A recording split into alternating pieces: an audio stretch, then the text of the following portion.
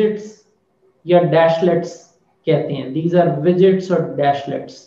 आप इनको अपनी मर्जी से इनको चेंज कर सकते हैं। you can design your own dashboard and you can add अपनी मर्जी के डैशलेट्स। तो home is all read only. अब अगर मैंने इस होम में कुछ अपनी मर्जी का डैशबोर्ड ऐड करना है तो मेरे पास यहाँ पे ये प्लस है, I can click on this plus और मैं यहाँ पे कह सकता हूं माय डैशबोर्ड, सेव। फिर वो कहता है कि उस डैशबोर्ड पर आपने डैशलेट्स क्या लगाने हैं। डैशलेट्स बने बनाए हैं। आप चाहते हैं कि आप PSN नोड पर नजर रखना चाहते हैं, उसको ऐड कर लें। You want to see the status, you want to see the OS types, device types. ये OS टाइप और डिवाइस टाइप प्रोफाइलिंग की वजह से मिलेगी। यू वांट टू सी कि कौन से कंप्लायंस में और कौन से आउट ऑफ कंप्लायंस हैं। चलिए मैंने अपनी मर्जी के ये डैशलेट्स सेलेक्ट कर लिए। तो आप देखिए यहाँ पे एक मेरी मर्जी का डैशबोर्ड बन गया और उसके अंदर जो डैशलेट्स हैं वो अवेलेबल डैशलेट्स में से मैंने अपनी चूजिंग के सिलेक्ट कर लिए। इनमें डेटा पॉपुलेट ऑब्वियसली तभी होगा जब एंड पॉइंट्स आके कनेक्ट होंगे और रेडियस और टेकएक्स के जरिए मामला आगे बढ़ेंगे। अभी तो कुछ भी कॉन्फ़िगर्ड नहीं है, तो सब में खामोशी है। There is no data anywhere. So we can remove this dashboard as well. तो मैंने क्रॉस पे क्लिक किया, so we have removed that dashboard. अच्छा, उसके बाद आ जाता है context visibility. This is all read only information as well. यानी you have nothing to configure here. All you can do is to see information. जिस तरह end points, तमाम hardware and points यहाँ पर प्रोफाइल होके इस लिस्ट का हिस्सा बनते जाएंगे। So you will be able to see a lot of MAC addresses here. उनका IP address, user name, password, वो किस लोकेशन पर हैं, वो पर्टिकुलर मैक जो है वो किस ऑथेंटिकेशन पॉलिसी की मदद से, ऑथराइजेशन पॉलिसी की मदद से कनेक्ट हुआ है। और अगर कनेक्ट नहीं हुआ तो उसने जो अटेम्प्ट की और वो फेल हो गई, उसकी रीजन क्या है। So a lot of rows will start populating here from endpoints perspective. अब endpoint में भी देखें तो नीचे एक तीसरी और लेयर आ गई है कि authentication relevant information है, BYOD related information अलहदा से compiled है, compliance related information अलहदा से है, कॉम्प्रोमाइज्ड एंड पॉइंट्स की अगर कोई फीड आ रही है इसके पास PX ग्रिड से, मान लीजिए इसको फायर पावर से इंटीग्रेट किया हुआ है और फायर पावर ने किसी एक एंड पॉइंट को डिटेक्ट किया है कि उसमें मैलवेयर आ गया है, तो वो PX ग्रिड के जरिए इंटीमेट करेगा आइस को। तो आइस को पता चल जाएगा कि मेरा XYZ मैक एड्रेस जो है वो कॉम्प्रोमाइज हो चुका और थ्रेट की नेचर क्या है, सिवियरिटी क्या है, ये सारी की सारी इंफॉर्मेशन जो है ये पुश हो रही होगी फायर पावर से या सिस्को की NG फायरवॉल से जो PX ग्रिड के जरिए इंटीग्रेट होगी। बट अगर वो इंटीग्रेशन नहीं है तो ये डैशलेट्स ऑब्वियसली कुछ भी डेटा नहीं दिखा पाएंगे, ये साइलेंट रहेंगे। So you know this is also read only information. I am talking about context visibility. फिर यूजर के तनाजर में चीजें दिखा रहे हैं, नैड्स के तनाजर में चीजें आ जाएंगी। फिर कोई एप्लीकेशन अगर ये डिटेक्ट कर पाया तो एप्लीकेशन के हवाले से सॉर्ट हो जाएंगी चीजें। सो स्टिल ये दोनों tabs are read only tabs, they provide you visibility information. So a lot of visibility is available in these two tabs and they will get populated as we move on. तीसरा tab जो है that is operations tab. इस tab में जो main चीज है जिसकी हमें लम्हा ब लम्हा जरूरत पड़ेगी वो है ये लाइव ब्लॉग्स, रेडियस के लाइव ब्लॉग्स और टेकएक्स के लाइव ब्लॉग्स। हमने कल बात की थी आइस में यूज केसेस की, या हमने उनको फ्लोज भी बोला था। तो जब भी कोई आइस के साथ फ्लो रुजू करेगा, मान लीजिए कोई वायरलेस लैन पर आकर एसएसआईडी पर कनेक्ट होता है, तो उसकी जो बैकएंड के ऊपर हिट आएगी आइस में थ्रू रेडियस प्रोटोकॉल, उस हिट को ट्रेस करना पड़ेगा अगर कोई खराबी होती है कि यूजर नहीं ठीक तरीके से कनेक्ट हो रहा और हमें ट्रबल शूट करना है कि क्या वजह है, तो हमें रेडियस के लाइव लॉग्स पे आना होगा।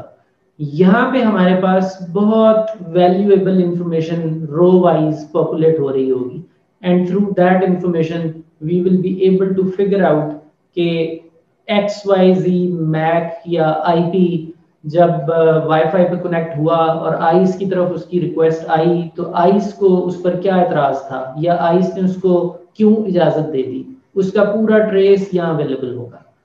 तो ये तो वो जगह है जिसको हमें अपनी हर एक्टिविटी को करने के बाद, कॉन्फ़िगरेशन को करने के बाद वेरीफाई करने के लिए आना है।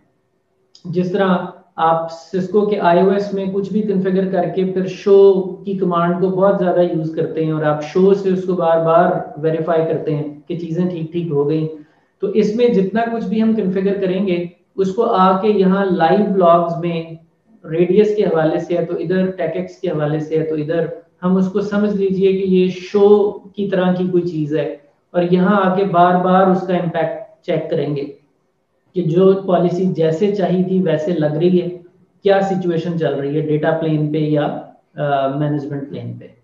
सो this is the log of data plane of radius and this is usually the log of management plane. This is for sure management plane, इसमें तो डेटा प्लेन कभी नहीं आएगा, बट इन रेडियस ऑब्वियसली आप चाहें तो आप अपनी मैनेजमेंट प्लेन को भी रेडियस पर ला सकते हैं, but that limits the capability of management plane authentication when it comes to ICE.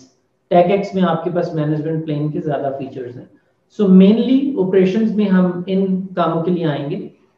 बाकी जब हम एंड पर ट्रबल शूटिंग पढ़ेंगे, डायग्नोस्टिक लॉग्स निकालने होते हैं, कई दफा आपको टैग के साथ केस खोलना पड़ता है, तो टैग आपसे कहता है मुझसे लॉग शेयर कीजिए, तो वो लॉग कैसे निकाले जाते हैं, मुख्तलिफ तरह की रिपोर्ट्स कैसे जनरेट की जाती हैं, ये सारा काम ऑपरेशंस के मार्फत यहाँ से होगा। बट आई वुड से कि स्टिल ये वाला टैब जो है it is still an information oriented tab, जहां से आपको इंफॉर्मेशन मिलनी है, may be from operations point of view, may be from troubleshooting point of view.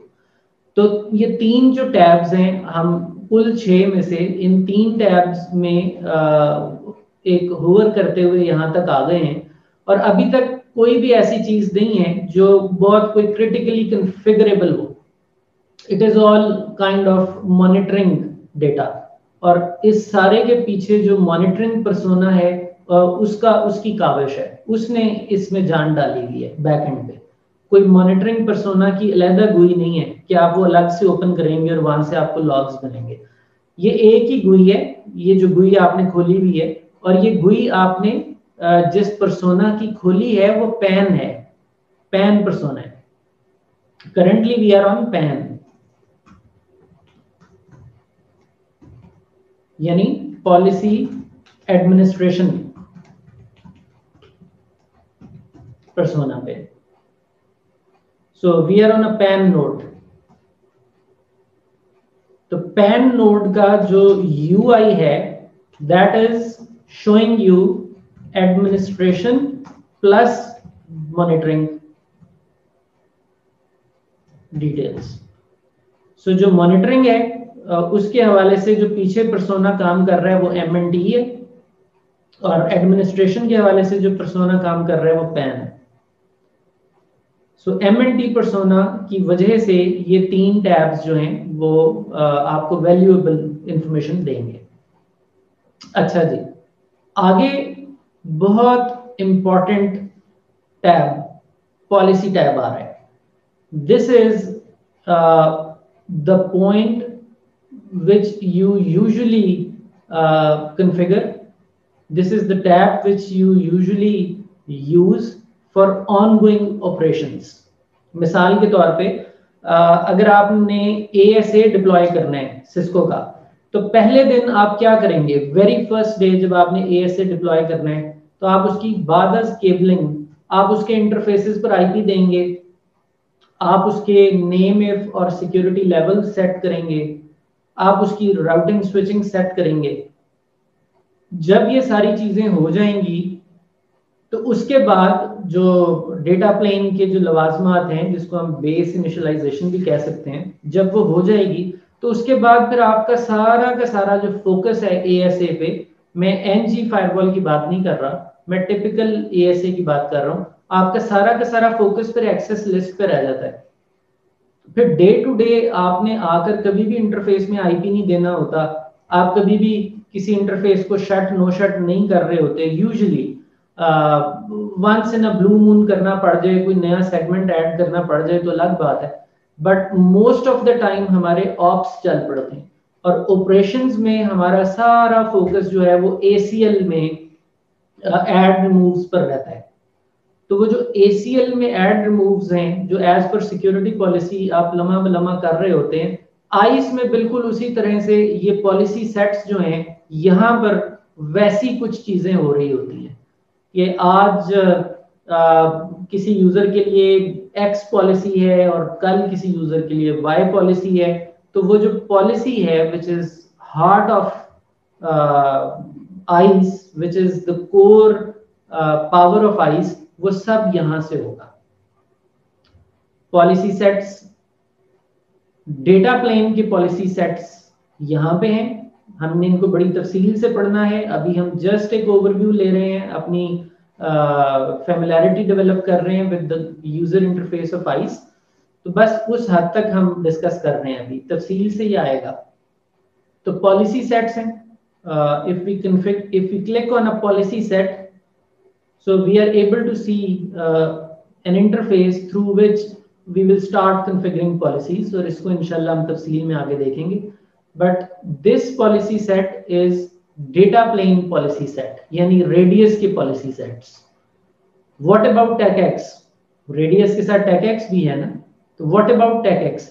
TechX के पॉलिसी सेट यहाँ पे मौजूद नहीं है। that is very important thing which we need to configure, but यहाँ पे वो नहीं दिए गए, उसको उन्होंने दिया हुआ है आपके इस वर्क सेंटर के अंदर। सो इफ यू गो, मैं थोड़ा सा जंप कर रहा हूँ, वर्क सेंटर में आऊं तो इसमें आप देखिए एक पूरा सेक्शन है डिवाइस एडमिनिस्ट्रेशन का, उसमें पॉलिसी एलिमेंट्स की बात हो रही है, उसमें पॉलिसी सेट्स की बात हो रही है।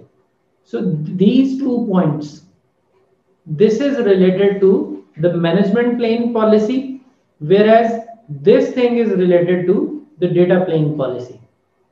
management plane की policies यहाँ पे हैं। अगर मैं क्लिक करूं डिवाइस एडमिन पॉलिसी सेट, तो मैं एक पॉलिसी सेट में ही हूं, but these are related to TechX। ये मैंने यहां से क्लिक किया है, डिवाइस एडमिन पॉलिसी सेट्स। और अगर मैं यहाँ पे पॉलिसी सेट्स पे क्लिक करूं तो I am still in a policy set, but that policy set is not obviously related to TechX. It is, yes, it is related to Radius। तो policy के हवाले से ये थोड़ा सा जो डिफरेंस है इन GUI कि एक ही जगह अच्छा था यहीं पे पॉलिसी रख देते, हम मैनेजमेंट प्लेन की भी रेडियस की भी यहीं से कर लेते और TechX की भी यहीं से कर लेते, बट यहाँ थोड़ा सा ट्विस्ट है कि रेडियस की पॉलिसीज यहाँ पे हैं और TechX की पॉलिसीज ये यहाँ पे अवेलेबल है। उसके बाद ये जो पॉलिसीज हैं ये तो हैं AAA की, ऑथेंटिकेशन, ऑथराइजेशन और अकाउंटिंग, जो बेस लाइसेंस यूज करती है, ये वो पॉलिसीज हैं। अब अगर आपने प्रोफाइलिंग करनी है तो प्रोफाइलिंग के लिए प्रोफाइलिंग की पॉलिसीज होती हैं। So if I click on profiling तो यहाँ प्रोफाइलिंग की पॉलिसीज आ गई हैं, इनको पढ़ेंगे इंशाल्लाह कि ये क्या है, कैसे बनती हैं। बट ऑब्वियसली ये प्रोफाइलिंग की पॉलिसीज यूज करने के लिए हमारे पास जो लाइसेंस है वो प्लस का एडिक्वेट होना चाहिए, तो हम इन पॉलिसीज को बनाकर इनसे कोई फायदा ले सकेंगे। इसी तरह यहाँ पोस्चर का लिंक है। So if I click on posture तो ये मुझे पोस्चर की पॉलिसीज दिखा देगा, कंप्लायंस पॉलिसीज। ऑब्वियसली ये हम देखेंगे कैसे बनती हैं, लेकिन इन पॉलिसीज का इस्तेमाल तभी मुमकिन है जब आपके पास adequate amount of Apex licences available है। बिकॉज पॉस्चर पॉलिसी काबिल अमल तभी होगी जब पीछे उसका रेलेवेंट लाइसेंस जो है उसकी पावर फीड हुई हुई है। ये बेसिक ट्रिपल ए आ गया डेटा प्लेन का, ये प्रोफाइलिंग आ गई, ये पॉस्चर आ गया। क्लाइंट प्रोविजनिंग जो है, क्योंकि आईस प्रोविजनिंग सर्विसेज भी देती है। अगर आपने किसी एंड डिवाइस को प्रोविजन कराना है, प्रोविजन का मतलब ये है कि अगर उसमें कोई कमी कोताही है, कोई सॉफ्टवेयर नहीं है और आप चाहते हैं कि वो उसमें होना चाहिए, तो आप वो आईस के एक पोर्टल के जरिए वो प्रोविजनिंग सर्विसेज इससे ले सकते हैं। तो जो कि हम अपनी कुछ लैब्स में कुछ यूज केसेस में टच भी कर रहे होंगे। तो ये हमें मोस्टली जो चीज़ें हैं ये आईस की जो कोर फंक्शनैलिटीज़ हैं उसमें कंट्रोल और कंप्लाइंस के हवाले से अब नज़र आ रही है। और विजिबिलिटी जो है, ऑब्वियसली ये जो प्रोफाइलिंग है इसका ताल्लुक विजिबिलिटी के साथ है। Profiling policies are about visibility. जितनी अच्छी प्रोफाइलिंग पॉलिसी हमारी बनी होगी उतना अच्छा ऑब्वियसली यहाँ पे हमें प्रोफाइलिंग डेटा ज़्यादा मिलेगा, हमें एंड पॉइंट्स के हवाले से तफसील उतनी ही ज़्यादा बेहतर अंदाज में मिलेगी। पॉलिसी एक बहुत बड़ा एरिया है और यही सब कुछ है आइस में। तो पॉलिसी के अंदर मुख्तलिफ तरह के कंडीशंस, रिजल्ट्स, तरह तरह के वेरिएबल्स वो कॉल होते हैं। It is like semi programming. तो उसके अंदर जो कंस्ट्रक्ट्स कॉल होते हैं उन कंस्ट्रक्ट्स के लिए ये पॉलिसी एलिमेंट्स का एरिया है और इसको भी ज़रूरत के तहत हम टच करते रहेंगे। So this is a short introduction of policy tab and it is very important part. उसके बाद आ जाता है एडमिनिस्ट्रेशन। नाम से जाहिर है कि ये टैब जो है ये आईस की नोड की अपनी एडमिनिस्ट्रेशन के हवाले से है। यही वो टैब है जिसके जरिए हम किसी स्टैंड अलोन डिप्लॉयमेंट को डिस्ट्रीब्यूटेड में बदल लेंगे। डिस्ट्रीब्यूटेड डिप्लॉयमेंट में भी फिर किस पर कौन सा परसोना चलाना है, किस पे कौन सा परसोना नहीं चलाना है, उसका कंट्रोल करेंगे। यही वो टैब है जिससे लाइसेंसेस वगैरह मैनेज करेंगे। तो ये मोस्टली जो है ये एडमिनिस्ट्रेशन के हवाले से है। और आपने ये सवाल किया था कुछ लेक्चर्स कबल के क्या आइस जो है वो किसी भी नैड को रिस्पॉन्ड कर देता है। यानी मेरे पास अगर नेटवर्क में 20, 30, 40 नैड लगे हुए हैं, कुछ कैटलिस्ट स्विचेस हैं, कुछ एएसएस हैं, कुछ राउटर्स हैं, तो क्या वो जो चाहे आइस के पास आए रेडियस और टेकेक्स से और आइस उनकी बात को सुन के वो जो चाहते हैं वो उनके लिए कर देगा? तो हमने उसका आंसर ये किया था कि नहीं, आपको आइस में नैड ऐड करना पड़ता है। तो आप देख रहे हैं एडमिनिस्ट्रेशन के अंदर हमें नेटवर्क डिवाइसेस ऐड करने का एरिया दिखाया जा रहा है। This is the place from where obviously administration में नेटवर्क डिवाइसेस में where we will start adding our first NAD maybe via Catalyst switch और सिस्को WLC और एन ASA। तो वो हम यहाँ ऐड करेंगे।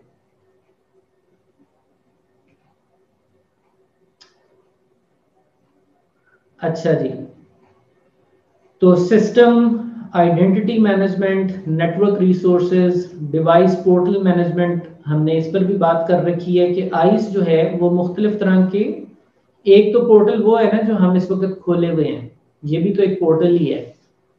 इस पोर्टल के जरिए तो हम आइस की एक मेगा एडमिनिस्ट्रेशन कर रहे हैं। ये तो ऑल इन ऑल पोर्टल है, द मोस्ट पावर्ड UI। जिसके पास इसकी एक्सेस है वो तो फिर आइस में मैक्सिमम चेंजेस कर सकता है। लेकिन आइस में कुछ सब पोर्टल्स भी हैं जिनका अक्सर जिक्र आता है। जिस तरह गेस्ट पोर्टल्स हैं, वो कैप्टिव पोर्टल जिसमें वाईफाई से कोई कनेक्ट होगा तो उसको एक पेज आ जाएगा, वो उस पर यूजर नेम पासवर्ड देगा। इसी तरह BYOD है, डिवाइस ऑनबोर्ड करनी है तो उसका पोर्टल। तो मतलब ये है कि हर काम के लिए इस GUI का सहारा ना लेना पड़े।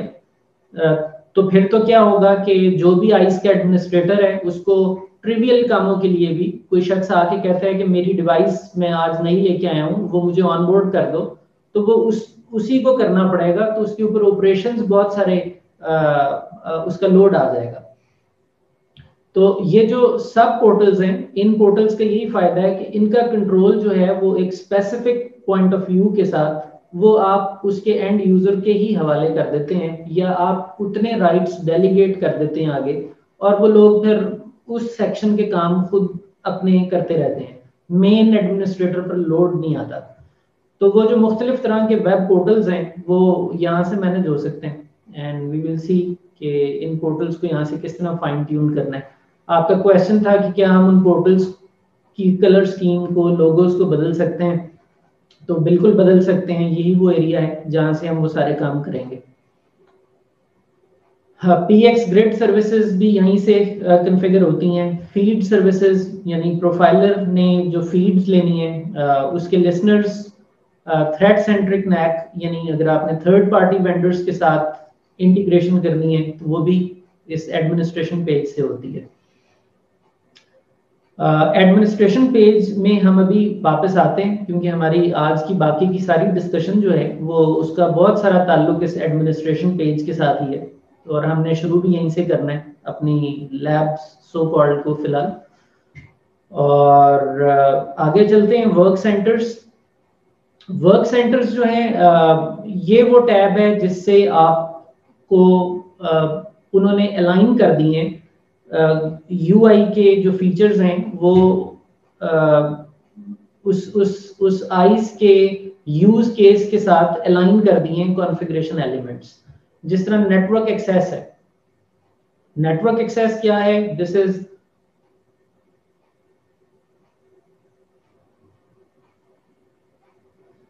जी बिल्कुल कर सकते हैं।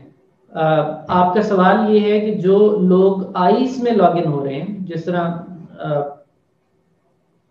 मैं आइस में लॉगिन हुआ, एक यूजर मैंने पकड़ा एडमिन और capital A small B C 1 2 3 star दिया, मैं लॉगिन हुआ, तो मेरे पास लॉगिन होने के बाद जो कुछ मैक्सिमम था इस यूआई में वो मुझे मिल गया।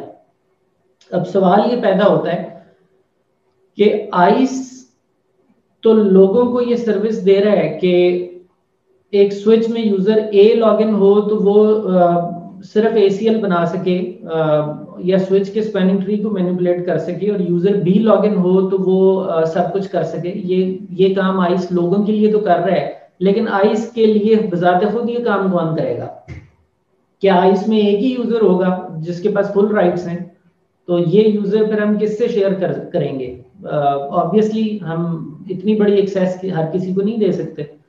तो क्या आइस की अपनी गुई भी बजाते खुद रोल बेस्ड गुई है कि हम एक यूजर क्रिएट करें, वो लॉगिन हो तो उससे कुछ चीजें इनविजिबल हो जाए, और एक लॉगिन यूजर आए तो उसके पास कुछ चीजें ज्यादा खुल जाए?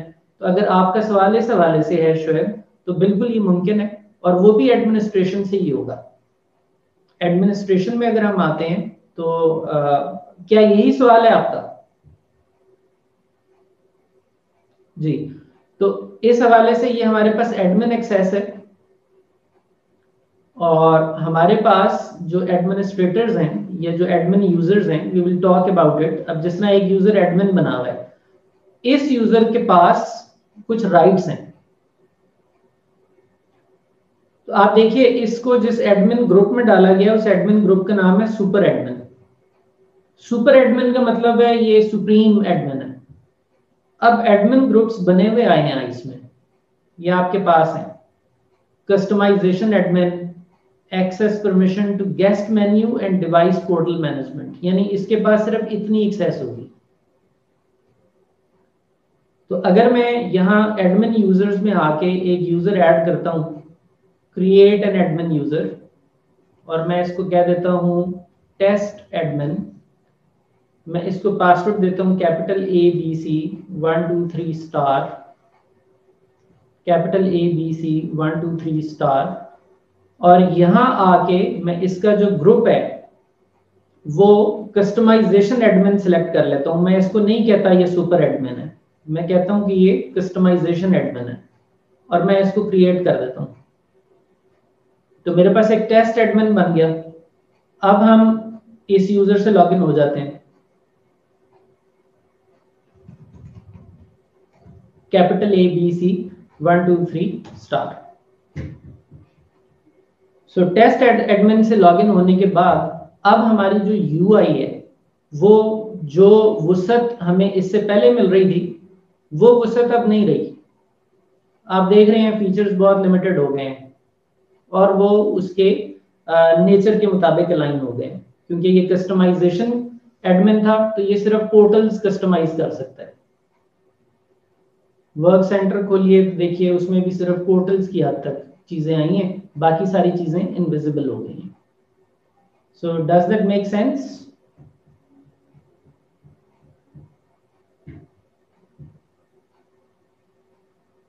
Okay.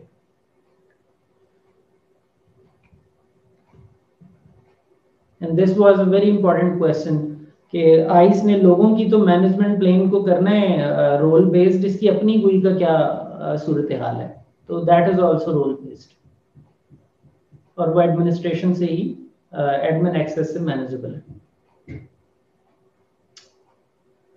अच्छा जी, हम वर्क सेंटर्स की बात कर रहे थे, तो वर्क सेंटर्स में मैं बताना ये चाह रहा था कि मुख्तलिफ जो मेजर पिलर्स हैं आइस के या मेजर फंक्शंस हैं जो आइस के, जिनके बारे में हम बात करते चले आए हैं कि आप आइस को किन यूज केसेस के लिए इस्तेमाल कर रहे हैं, उन पे हमने टॉक की हुई है। तो ये उन यूज केसेस के हवाले से उन्होंने मुख्तलिफ टैब्स बनाए हुए, मुख्तलिफ हेड बनाए हुए और उनके नीचे सीक्वेंस में वो चीजें दी हुई हैं जिनको आपको लिटरली उसी सीक्वेंस को फॉलो करके अगर आप कॉन्फ़िगर करते चले जाएं तो वो फीचर कॉन्फ़िगर हो जाता है। It is that easy. अगर मुझे नेटवर्क एक्सेस का यूज केस करना है, I will they give me an option to study के ओवरव्यू में कि पहला स्टेप क्या करना चाहिए, दूसरा स्टेप क्या करना चाहिए, तीसरा स्टेप क्या करना चाहिए। ये मुझे गाइड करता है, वो हर एक का ओवरव्यू देता है। मुझे गेस्ट एक्सेस कॉन्फ़िगर करनी है तो कैसे करनी है, पहले मुझे ये करना चाहिए, फिर मुझे ये स्टेप्स करने चाहिए, फिर ये स्टेप्स करने चाहिए। सो यू सी ये एक added configuration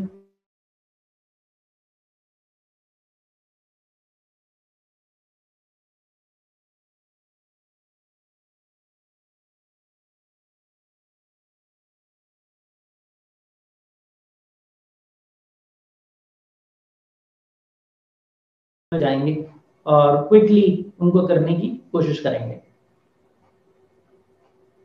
so am I Audible?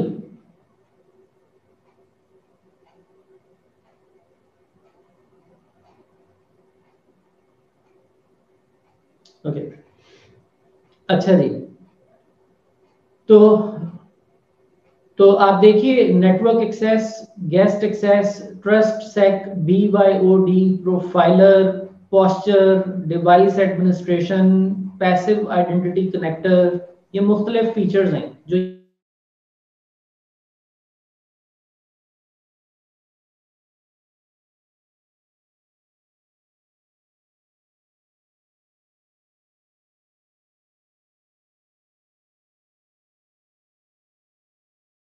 Device administration के नीचे भी लफ्ज लिखा हुआ है आइडेंटिटीज, तो BYOD के नीचे भी लिखा हुआ है आइडेंटिटीज। फिर अगर मैं एडमिनिस्ट्रेशन में आऊं तो एडमिनिस्ट्रेशन में भी बजाते खुद आइडेंटिटीज लिखा हुआ है।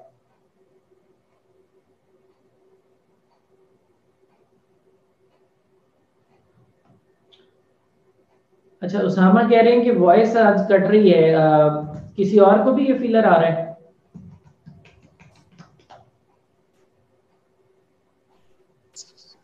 सर फ्यू सेकंड्स के लिए आप हट जाते हैं, सेकंड टाइम हुआ है सर। अच्छा, मतलब आप एकदम से मतलब आपकी जो वीडियो है वो फ्रीज हो जाती है और वॉइस जो है वो बिल्कुल कट जाती है, फिर कुछ सेकंड्स के लिए होता है। मुझे आप ना बस जैसे ही हो मुझे आप मैसेज कर दीजिए। वैसे मैंने पिंग खोल ली अपने सामने and so far it is okay, but in case अगर इशू आता है तो फिर आप मुझे इंटरप्ट कर दीजिएगा। ओके, तो मैं रिपीट कर देता हूँ, मैं ये कह रहा था कि ये जो वर्क सेंटर्स हैं इसमें आप देखिए ये जो लफ्ज आइडेंटिटीज है ये कई जगह पर रिपीट हो रहा है। और ये एडमिनिस्ट्रेशन में भी देखिए आइडेंटिटीज का लफ्ज नजर आ रहा है। तो अगर मैं एडमिनिस्ट्रेशन में आइडेंटिटीज पे क्लिक करूं तो मुझे वो एक जगह पे ले जाता है, वो जगह है यूजर्स।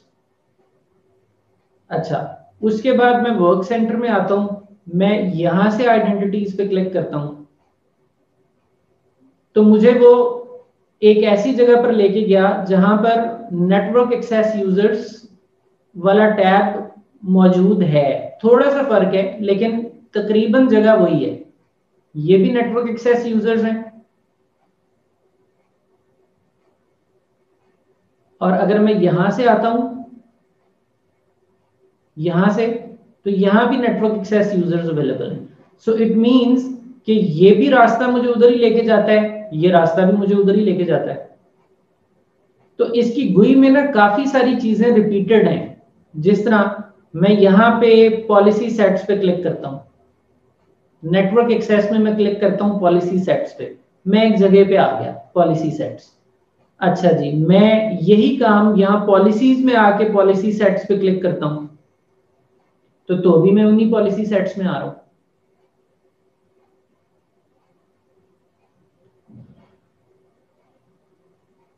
यहां से क्लिक किया, पॉलिसी सेट में आया, आप देखिए default policy set. Work centre में गया, यहाँ पे पॉलिसी सेट पे क्लिक किया तो भी मैं वहीं आया। तो काफी रिकर्सिव ऑप्शंस हैं, काफी ऑप्शंस जो है ना वो रिपीट हुई हैं। तो इससे हमें ये आइडिया हो जाना चाहिए कि यूनिक चीजें कॉन्फ़िगर करने वाली कम है अगर मैं इन सारी चीजों को समराइज करूं तो। पॉलिसी सेट इधर भी दिया हुआ है, पॉलिसी सेट इधर भी दिया हुआ है, हमारे पास पॉलिसी सेट की ऑप्शन इधर भी है, इधर भी है। So most of the options are repeated at as कम से कम नाम के एतबार से तो उन्होंने चीजों को सिंपल रखा हुआ है। अब नेटवर्क एक्सेस का पॉलिसी सेट में क्लिक करूं तो मुझे वो वहीं लाता है जहां पे मैं पॉलिसी वाले पॉलिसी सेट पे क्लिक करूं तो जा रहा हूं। वेयर एज अगर मैं BYOD की बात करूं और इसके पॉलिसी सेट पे क्लिक करूं तो ये मुझे उसी जगह पर लेके आ रहा है, but from BYOD point of view. आप ये ऊपर टॉप पे देख सकते हैं, यानी मैं यहां पॉलिसी सेट्स पे क्लिक करता हूं तो ये लोअर पोर्शन जो है वो थोड़ा इसके मुताबिक अलाइंड है। इसमें रहकर भी मैं प्रोफाइलिंग पे क्लिक करूं तो ये मैं उसी जगह पे आ गया जहां पे मैं यहां क्लिक करके आ सकता था। ये वही टैब है सारा का सारा जो इधर नीचे भी रिपीट किया हुआ है।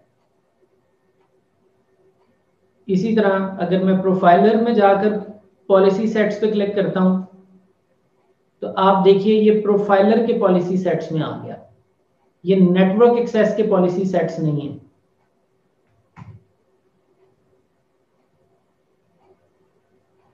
सो ग्रेजुअली हमें ये जो UI है इसका आइडिया हो जाएगा, और आप नेक्स्ट जो हमारे 3 डेज आएंगे उसमें आप चाहें तो आप इसकी रिमोटली एक्सेस करके इसकी GUI को होवर करें और उसके साथ अपने आप को फेमिलियर करें।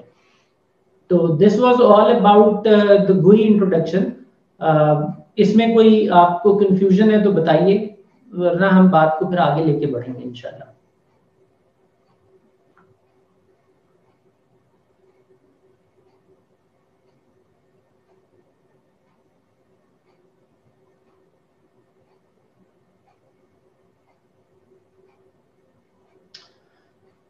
अरे वर्जन जी, अच्छा जी, देखिए वर्जन में जाने से पहले, बल्कि पहले हम वर्जन देख लेते हैं। वी आर यूजिंग 2.7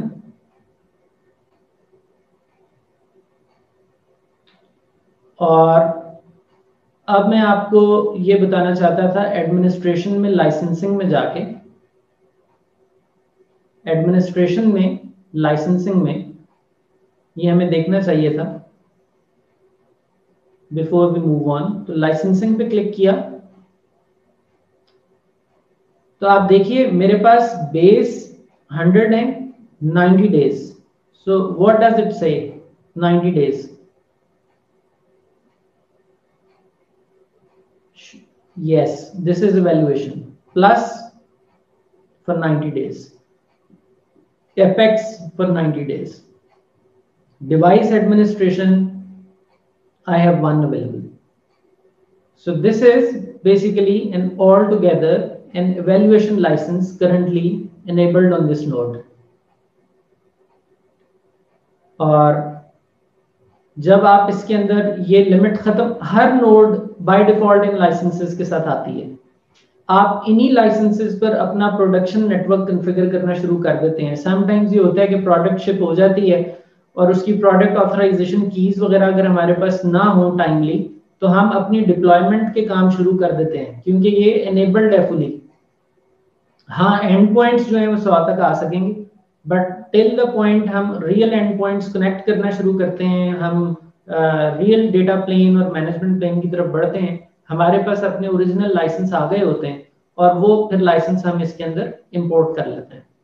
तो यूजुअली एक लाइसेंस फाइल होती है .lic, वो हम पॉइंट करते हैं और एज वी प्रेस इंपोर्ट, तो जब वापस आते हैं हम, तो यहाँ पर हमें लिस्टिंग में अपने जो परचेज लाइसेंस हैं वो अपीयर हो जाते हैं और फिर उनका सिमिलरली काउंट नजर आना शुरू हो जाता है। सर ये आइस जो है ये स्मार्ट लाइसेंसिंग के ऊपर नहीं गया अभी?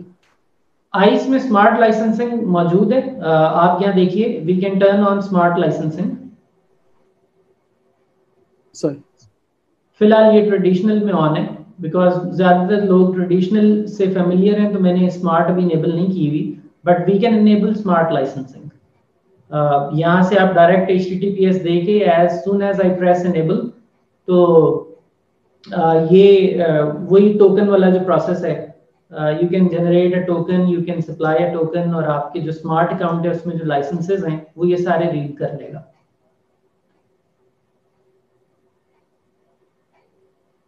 So currently the traditional licensing is in use.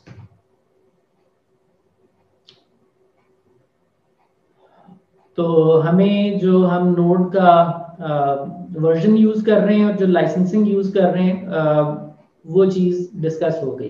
कोई और क्वेश्चन?